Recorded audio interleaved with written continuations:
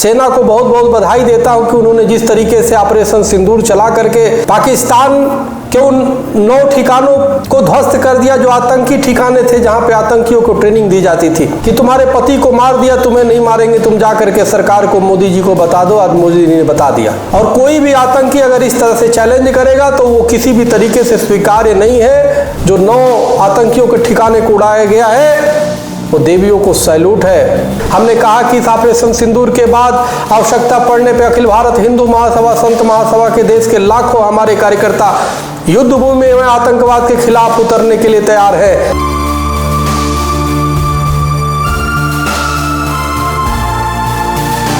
जिस तरीके से पहलगाम में हमारी हिंदू बेटी बहनों के सिंदूर को उजाड़ा गया आतंकियों द्वारा, जो पाकिस्तान द्वारा प्रायोजित था, आज मैं सरकार को, केंद्र सरकार को, मोदी सरकार को और सेना को बहुत बहुत बधाई देता हूं कि उन्होंने जिस तरीके से ऑपरेशन सिंदूर चला करके पाकिस्तान के उन 9 ठिकानों को ध्वस्त कर दिया जो आतंकी ठिकाने थे, जहां पे आतंकियों को ट्रेनिंग दी जाती थी।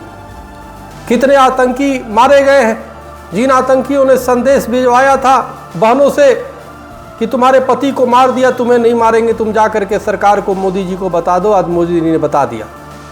सवाल इस बात का है, मोदी कोई व्यक्ति नहीं, मोदी एक देश के चुने हुए प्रधानमंत्री हैं जो देश का प्रतिनिधित्व करते हैं। और कोई भी आतंकी अगर इस तरह से चैलेंज करेगा तो वो किसी भी तरीके से स्वीकार्य नहीं है। आतंकवाद के 0% टॉलरेंस देश के लोग और देश की सरकारें अब करेंगी। अब मूड बदल चुका है। पाकिस्तान इस बात को समझ ले कि जितने उन्होंने पाला है आतंकियों को, स्वयं वो समाप्त करे, अन्यथा भी तो 9 ठिकानों पे 9 देवियों को ये सैल्यूट दिया गया है। हमारे यहाँ 9 देवियों की पूजा होती है और 9 जगह जो 9 आतंकियों के ठिकाने को उड़ाया गया है वो देवियों को सैल्यूट है। वो देवियों को कहीं ना कहीं देवियों के प्रति श्रद्धांजलि दी गई है। जिन देवियों की हमारी बेटी बहनों के मांग को उजाड़ा गया, सिंदूर को उजाड़ा गया, उनके पतियों के प्रति श्रद्धांजलि है।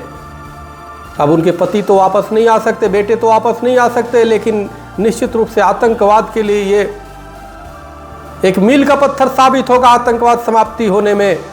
आज अखिल भारत हिंदू महासभा, संत महासभा की तरफ से हमने माननीय प्रधानमंत्री, देश के रक्षा मंत्री राजनाथ सिंह जी को पत्र लिख करके हमने कहा कि इस ऑपरेशन सिंदूर के बाद आवश्यकता पड़ने पर अखिल भारत हिंदू महासभा, संत महासभा के देश के लाखों हमारे कार्यकर्ता युद्ध भूमि में आतंकवाद के खिलाफ उतरने के लिए तैयार है। जब भी आवश्यकता पड़े सरकार उसकी आदेशित करे। हमारे लाखों कार्यकर्ता पूरी तरह तैयार हैं। हमने आज पत्र भेजा है सरकार को।